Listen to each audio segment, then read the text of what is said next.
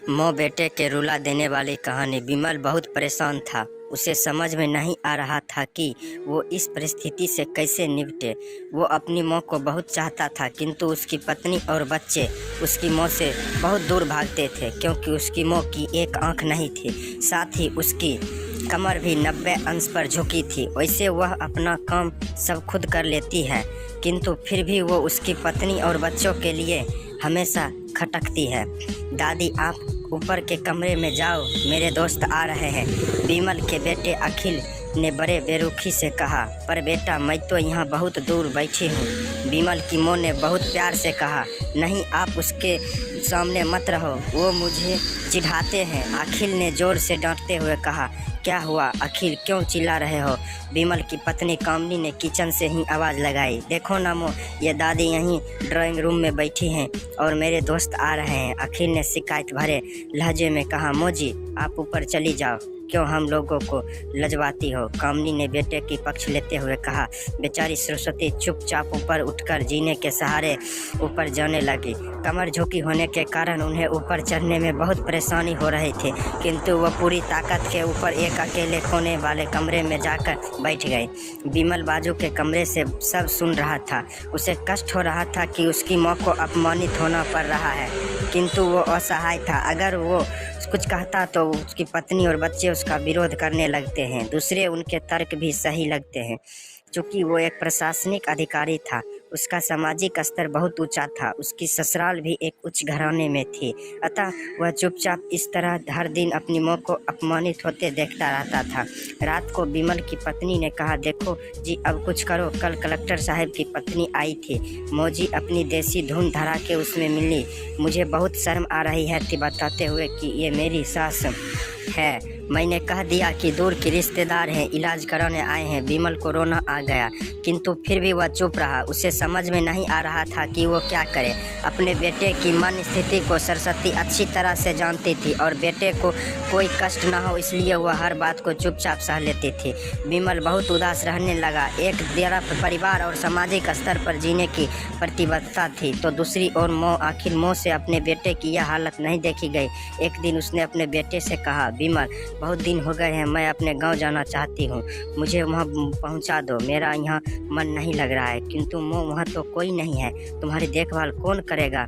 विमल ने आश्चर्य से पूछा। अरे सब गांव वाले हैं तो, और वो तुम्हारे मामा जी तो उसी गांव में रहते हैं, और फिर हम सारी व्यवस्थाएं कर आएंगे ना। कामनी तो जैसे मन की मुराद मिल गई हो। हाँ बेटे, बहू सही कह रही है, सरस्वती ने लंबी सांस लेते हुए कहा। विमल जानता था कि गांव में माँ की देखभाल करने वाला नहीं है, लेकिन अपनी पत्नी की जिद के कारण वह अपनी माँ को गांव छोड़ने पर विवश हो गया। माँ को गांव छोड़कर आते वक्त उसे रोने आ रहा था तथा अपनी बेबसी पर गुस्सा भी आ रहा था, किंतु परिवार, पत्नी और समाज ने उसके मनोभावों को दबा दिया और वो सुकून सा महसूस करने लगा। कुछ दिन के बाद उसके चाचा, जो अमेरिका में रहते थे, आने वाले थे। जब विमल बहुत छोटा था, उसके पिताजी जीवित थे, तब वह भारत आए थे और उसके बाद वो अब भारत आने वाले थे। पूरा परिवार और आस पड़ोस बहुत उत्साहित था। अमेरिका से विमल के डॉक्टर चाचा आ रहे हैं। डॉक्टर रमेश ने जैसे ही घर में कदम रखा, सबने मिलकर बहुत उत्साह से उनका स्वागत किया। क्यों विमल, भाभी नहीं दिख रही हैं, कहाँ हैं? डॉक्टर रमेश ने उत्साहपूर्वक पूछा। जी, वो गाँव में रहती हैं, यहाँ उनका मन नहीं लग रहा, कामनी ने सपाट लहजे में उत्तर दिया। डॉक्टर रमेश ने विमल की ओर देखा तो विमल ने अपनी आंखें झुका ली। डॉक्टर रमेश सब समझ गए। बोले, कल हम भाभी से मिलने गांव चलेंगे। सब लोग दूसरे दिन सभी लोग गांव की घर में पहुंचे।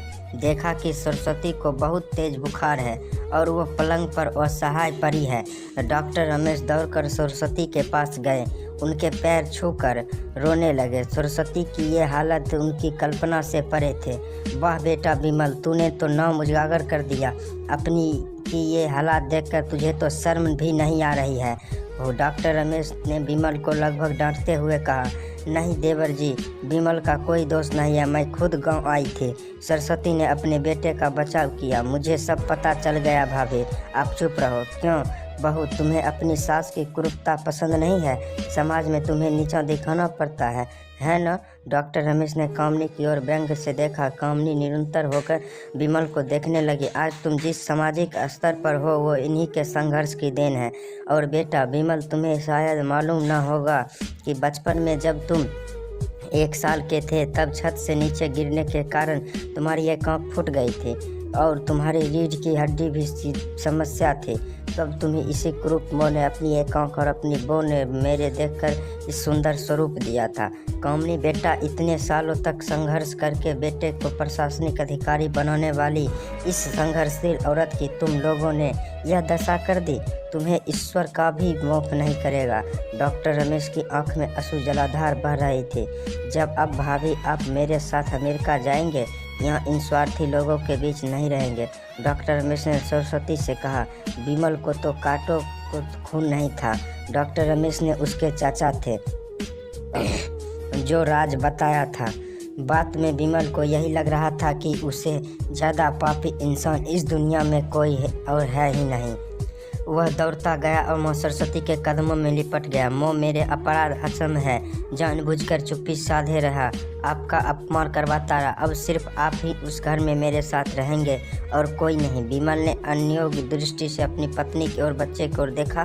कामनी को भी बहुत पछतावा हो गया रहा था, किंतु उसकी हिम्मत नहीं हो रही थी कि वह सरस्वती की आंख मिलाए। सरस्वती ने कामनी की मन स्थिति को समझकर उसको पुचकारते हुए कहा, पास बुलाया और विमल को डरते हुए कहा, खबरदार, जो मेरी बहू को मुझसे अलग करने की कोशिश की तो तुझे घर से बाहर निकाल दूंगा। कामनी और बच्चे ने सरस्वती के पैर पड़ते हुए अपने व्यवहार पर माफ़ी मांगी और माँ के हृदय ने सबको माफ़ कर दिया। तो दोस्तों, माँ का हृदय बहुत बड़ा होता है। माँ के लिए अपने बेटे बहुत प्यारे होते हैं और बेटे कोई भी गलती कर ले माँ तो माफ़ कर ही देते हैं। तो दोस्तों, ये वीडियो कैसा लगा कमेंट करके हमें ज़रूर बताइए।